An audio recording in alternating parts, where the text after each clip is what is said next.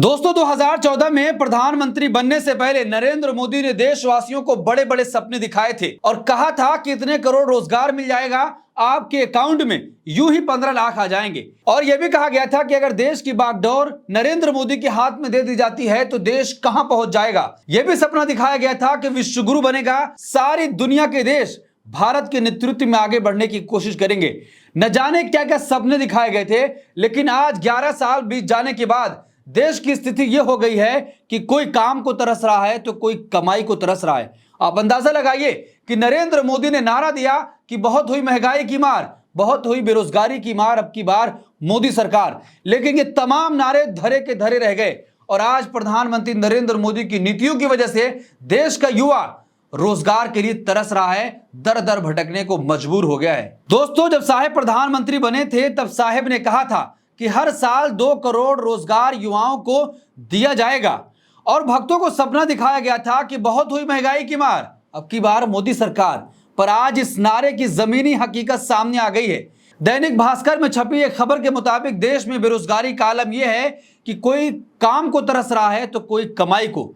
यानी कि साहेब ने अपने कॉर्पोरेट मित्रों के चक्कर में देश का केवल और केवल पिछले 11 सालों में बंटाधार किया है। नरेंद्र मोदी की सरकार महंगाई और बेरोजगारी के मामले पर पूरी तरह से फेल साबित हुई है। साहेब ने ना तो पिछले 11 सालों में महंगाई कम की है और ना ही युवाओं को रोजगार दिया है। आए दिन ऐसी खबरें आती हैं कि किसी एक पद पर नौकरी मिलती है तो वहां पर हजारों लोग आवेदन करने पहुंच जाते हैं, पर साहेब तो रोजगार मांग रहे इन पढ़े लिखे युवाओं को पकौड़े बेचने की सलाह तक दे डालते हैं। वहीं सरकार के आंकड़ों के हिसाब से देश में हर 100 में से केवल 3 लोग ही बेरोजगार हैं। सरकारी आंकड़े कुछ इस प्रकार से तैयार किए जा रहे हैं कि देश में लोगों को रोजगार भी नहीं मिल रहा है और बेरोजगारी का दर भी लगातार कम हो रहा है। आप अंदाजा लगाइए कि कैसे आंकड़े बनाए जा रहे हैं। बाकी ये खेल तो आप समझ ही रहे हैं। सरकारी आंकड़े के हिसाब से अगर आपने 1 घंटा काम भी कर लिया एक हफ्ते में, सिर्फ 1 हफ्ते में 1 घंटा काम, तो आप बेरोजगार नहीं हैं। इस रिपोर्ट में साथ ये भी खुलासा हुआ है कि जिनके पास रोजगार है उनमें से 78% लोग ऐसे हैं जिनकी कमाई 14,000 रुपए महीने से भी कम है। और इस महंगाई के दौर में 14,000 में एक व्यक्ति अपने पूरे परिवार का खर्च कैसे उठाएगा, आप सोच कर देखिए। रिपोर्ट ने भाजपा की पूरी पोल खोल कर रख दी है। देश के कामकाजी लोगों में सबसे बड़ा हिस्सा स्वरोजगार करने वालों का है। इस देश में स्वरोजगार करने वाले नौकरी वालों के मुकाबले में 7,423 रुपए कमा रहे हैं। नौकरी करने वाले व्यक्तियों की औसतन कमाई लगभग 20,000 रुपए तक महीना है, यानी 14,000 से लेकर 20,000 रुपए तक वो महीना कमा रहे हैं। लेकिन देश की मेहनत कश जनता को साहेब ने महंगाई और बेरोजगारी के जाल में उलझा कर रख दिया है। एक आम व्यक्ति तो अपनी पूरी ईमानदारी से काम करता है या नौकरी करता है, वो एक महीने में केवल 14,000 से लेकर 20,000 रुपए तक की कमाई कर पा रहा है। पर साहेब के मित्रों के धन में दिन दूना रात चौगुना तरक्की हो रही है।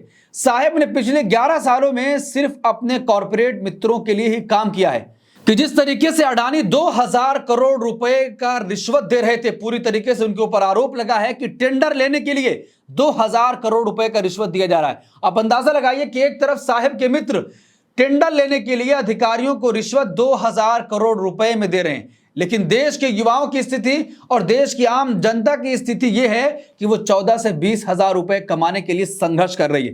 किसी के पास काम है तो किसी के पास कमाई नहीं है। कोई काम को तरस रहा है तो कोई कमाई को तरस रहा है। लेकिन साहेब के मित्र लगातार उनकी आमदनी बढ़ती चली जा रही है। वो एशिया के और देश के बड़े अमीरों में शामिल होते चले जा रहे हैं और आम जनता जो है, जो उनको जिताकर पार्लियामेंट में भेजती है, उनकी हालत यह है कि हर रोज उनको 2 वक्त की रोटी के लिए संघर्ष करना पड़ रहा है। एक लेबर सर्वे के अनुसार देश में बिना पढ़े लिखे लोगों में 59.6% लोग कामकाजी हैं, जबकि ग्रेजुएट लोगों में इससे कम 57.5% लोग ही कामकाजी हैं। इंडिया अनएम्प्लॉयमेंट रिपोर्ट 2024 में कहा गया है कि बिना पढ़े लिखे लोगों में बेरोजगारी की दर सबसे कम 3.2% है और सबसे ज्यादा बेरोजगारी दर जो पढ़े लिखे लोग हैं 28.7% है। आप अंदाजा लगाइए कि अगर देश का युवा पढ़ने के लिए कॉलेज जा रहा है, यूनिवर्सिटी पहुंच रहा है, तो उसको रोजगार नहीं मिल रहा है, उसके लिए नौकरी के लिए प्रबंध नहीं किया जा रहा है। सरकार अपने मित्रों की आमदनी बढ़ाने में लगी हुई है और देश के युवाओं का भविष्य खतरे में पड़ा हुआ है। जिन युवाओं के दम पर नरेंद्र मोदी सत्ता में आए थे, आज उन्हीं युवाओं को दर दर की ठोकरें खाने के लिए मजबूर किया गया है और 2 जून की रोटी मिलना उनके नसीब में नहीं है। इस देश के पढ़े लिखे युवाओं को पकौड़े बेचने की नसीहत देने वाले प्रधानमंत्री ना रोजगार से संबंधित आंकड़ों को देखते हैं और ना ही इसका जायजा लेते हैं कि आखिर रोजगार से संबंधित परीक्षाओं में किस प्रकार की धांधली हो रही है और की जा रही है।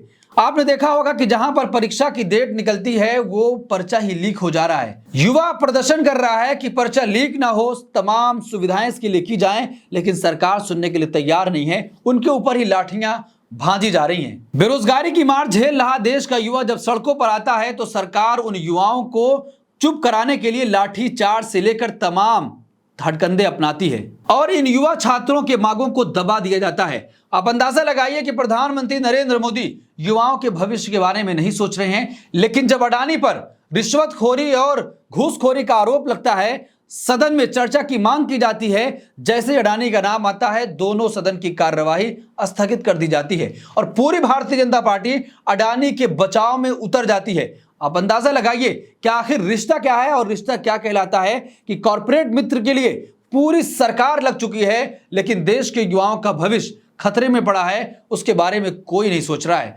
इस पूरे मामले पर आप क्या सोचते हैं? आपकी क्या राय है कि जिस तरीके से 11 साल पहले नरेंद्र मोदी ने कहा था कि बहुत हुई महंगाई की मार, बहुत हुई बेरोजगारी की मार, अब की बार मोदी सरकार, लेकिन 11 साल बाद क्या उन युवाओं के भविष्य में कोई बदलाव आया है? या आज भी वो जिस तरीके से भास्कर की रिपोर्ट कह रही है कि कोई काम को तरस रहा है तो कोई कमाई को तरस रहा है और जिसके पास नौकरी है वो 14 से 20 हजार रुपए की नौकरी कर रहा है। इस पूरे मामले पर आप क्या सोचते हैं? आपकी क्या राय है? कमेंट बॉक्स में अपनी राय जरूर दें और ऐसी तमाम खबरों के लिए देखते रहिए देश नीति। धन्यवाद।